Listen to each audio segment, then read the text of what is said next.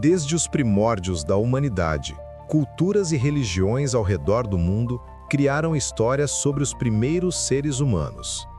Algumas dessas histórias falam de um homem e uma mulher criados por forças divinas, enquanto em outras, múltiplas figuras ou deuses são responsáveis pela criação do mundo. Mas e a ciência? Como ela vê a criação do primeiro homem e mulher? Vamos explorar essas narrativas e descobrir os significados por trás de cada uma delas, além de entender como a ciência interpreta as nossas origens. Capítulo 1. Judaísmo. Adão e Eva. No judaísmo, a história de Adão e Eva é uma das mais importantes e simbólicas. A Torá narra que Adão foi o primeiro ser humano criado por Deus, a partir do pó da terra, enquanto Eva foi criada a partir da costela de Adão. Eles foram colocados no Jardim do Éden, um paraíso perfeito, mas ao desobedecerem à ordem divina de não comerem do fruto proibido, Adão e Eva introduzem o pecado e a morte no mundo. Este é um tema central, não só no judaísmo, mas também nas religiões abraâmicas. Eva, criada da costela de Adão, representa a parceria e a igualdade entre os seres humanos. Sua criação a partir da costela de Adão é vista não como um ato de subordinação, mas como um símbolo de união. Para alguns estudiosos cabalísticos, Eva simboliza a alma feminina universal, destinada a complementar a alma masculina de Adão. Embora o pecado original não tenha a mesma ênfase no judaísmo que no cristianismo, a transgressão de Adão e Eva marca uma mudança fundamental para a humanidade.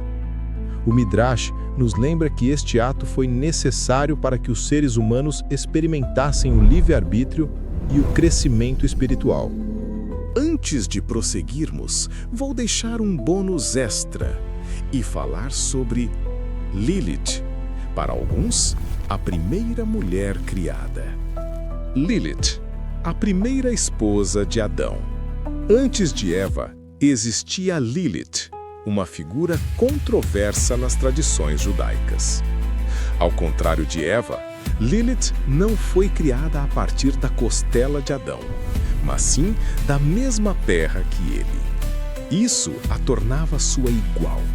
Entretanto, Lilith se recusou a se submeter a Adão, o que originou um conflito entre os dois. Como resultado, Lilith deixou o Jardim do Éden e se transformou em uma figura demoníaca. Vamos aprofundar ainda mais. No Midrash, Lilith é descrita como a primeira esposa de Adão, criada simultaneamente a ele a partir da terra. Esse detalhe sugere que, no princípio, os dois eram iguais. Mas Lilith rejeitou o papel submisso de Eva e fugiu do Jardim do Éden. Sua fuga e a transgressão contra Adão refletem o conceito de liberdade e autonomia feminina. No Zohar e na Kabbalah, Lilith é vista como uma figura demoníaca, associada ao caos, à tentação e à rebeldia. Ela tenta corromper os seres humanos, especialmente as mulheres e as crianças, e simboliza uma energia feminina não controlada. Para algumas correntes do feminismo judaico, Lilith é uma heroína que desafia as normas patriarcais e busca sua autonomia. Capítulo 2. Mitologia grega. Pandora. Na mitologia grega, Pandora foi criada por Zeus como uma punição para a humanidade depois que Prometeu roubou o fogo dos deuses e o deu aos mortais. Pandora foi presenteada com uma caixa e foi instruída a não abri-la. Porém, movida pela curiosidade, ela abriu o recipiente, liberando todos os males do mundo, como doenças, velhice, morte e dor. A única coisa que restou foi a esperança, que permanece dentro da humanidade. Pandora foi a primeira mulher criada pelos deuses. Sua história reflete a dualidade da natureza feminina, sendo simultaneamente fonte de sofrimento e portadora da esperança. Sua curiosidade ao abrir a caixa sugere que, embora o conhecimento e a curiosidade possam liberar o caos, ainda há esperança para a humanidade. A caixa de Pandora, como símbolo, também representa o conceito de destruição e redenção.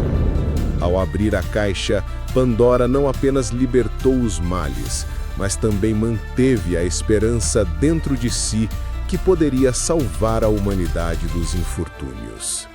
No mito de Hesíodo, Pandora casou-se com Epimeteu, irmão de Prometeu. Sua relação é importante, pois é com ele que Pandora compartilha a abertura da caixa, cujas consequências afetam a humanidade. Capítulo 3. Mitologia chinesa. Nuá. Na mitologia chinesa, Nuá desempenha um papel central na criação da humanidade. Ela é frequentemente representada com parte inferior de serpente, simbolizando sua conexão entre os mundos espiritual e físico. Nuá criou os primeiros seres humanos a partir de barro e foi responsável por restaurar o céu após uma grande catástrofe. Nuá é uma das divindades mais poderosas na mitologia chinesa. Ela moldou os seres humanos a partir de barro, representando a terra e a criatividade. Após uma catástrofe cósmica que quase destruiu o céu, Nuá usou pedras coloridas para restaurar a ordem do universo, um ato que simboliza a renovação cíclica e a restauradora energia da criação. No geral, a narrativa mitológica chinesa não foca tanto em uma dualidade homem e mulher como nas tradições abraâmicas. Porém, a figura de Nuá, com a criação dos seres humanos, poderia ser vista de forma análoga a Eva. E Panku, embora mais ligado à criação cósmica, é o primeiro homem mítico que prepara o terreno para a criação dos humanos. Capítulo 4. Mitologia andina. Piracocha e a criação da humanidade. Na mitologia andina, Viracocha é o deus criador supremo, responsável por dar origem a tudo que existe. Ele emergiu do lago Titicaca e, com seu poder, criou o sol, a lua, as estrelas e os primeiros seres humanos. Em algumas versões, ele criou os homens a partir de barro e os colocou em cavernas, de onde saíram para o mundo exterior. Viracocha é visto como o criador não apenas dos seres humanos, mas de todas as leis que regem o universo. Ele é responsável por ensinar à humanidade as regras da civilização, agricultura, moralidade e organização social. Viracocha criou os primeiros seres humanos a partir de barro, um símbolo comum de origem humilde, e deu à humanidade uma ordem divina para viver de acordo com as leis naturais e espirituais. Capítulo 5. Mitologia hindu. Svayambhuva Manu e Shatarupa. Na mitologia hindu, a criação humana está ligada a Svayambhuva Manu, o primeiro dos Manus, considerados progenitores da humanidade. Svayambhuva Manu foi criado por Brahma, o Deus Criador, e casou-se com Shatarupa, gerando a humanidade. Juntos, Manu e Shatarupa deram origem à civilização e à sociedade humana. Essa história é descrita nos Puranas, como o Vishnu Purana. Svayambhuva Manu é uma figura central na mitologia hindu, considerado o primeiro patriarca da humanidade. Ele e sua esposa, Shatarupa, foram os responsáveis pela criação dos seres humanos após o estabelecimento do mundo. Os Manus são consideradas as figuras fundadoras das civilizações e das leis divinas que governam a humanidade. Svayambhuva Manu é descrito como o responsável por ensinar aos humanos a importância do Dharma, a ordem cósmica, que regula a moralidade e o comportamento humano. Capítulo 6. A origem dos seres humanos. Não podemos ficar apenas em religiões ou mitologias. vamos olhar o tema sobre a ótica da ciência. A ciência oferece uma perspectiva completamente diferente sobre os primeiros seres humanos.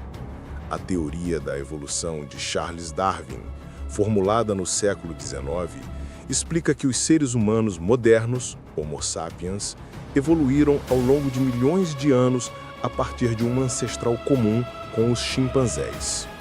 Não houve um primeiro homem ou primeira mulher, mas sim uma população de hominídeos que foi gradualmente se diferenciando. A origem dos Homo sapiens é datada entre 300 mil anos e 200 mil anos atrás, na África.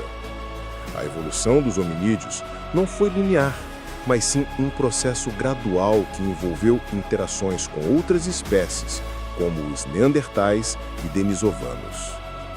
O conceito de Eva mitocondrial e Adão Y-cromossômico mostra que os seres humanos têm ancestrais comuns, mas não se originaram de um único primeiro homem ou primeira mulher.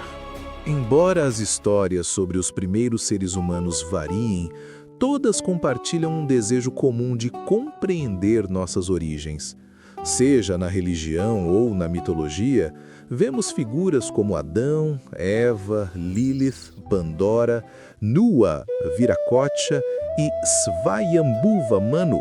Ou se, na ciência, encontramos nossos ancestrais se desenvolvendo ao longo de milhões de anos, essas narrativas ajudam a construir nossa identidade como espécie. A verdadeira origem humana é, sem dúvida, um tecido multifacetado de crenças, descobertas e interpretações. Se você gostou deste vídeo, não se esqueça de se inscrever no nosso canal Nexus do Sapiência, ativar o sininho de notificações para não perder nenhum conteúdo novo, compartilhar com seus amigos que também gostam de explorar temas profundos como este e deixar seu comentário abaixo sobre o que você achou do vídeo ou se ficou com alguma dúvida. Vamos adorar saber sua opinião e responder aos seus questionamentos.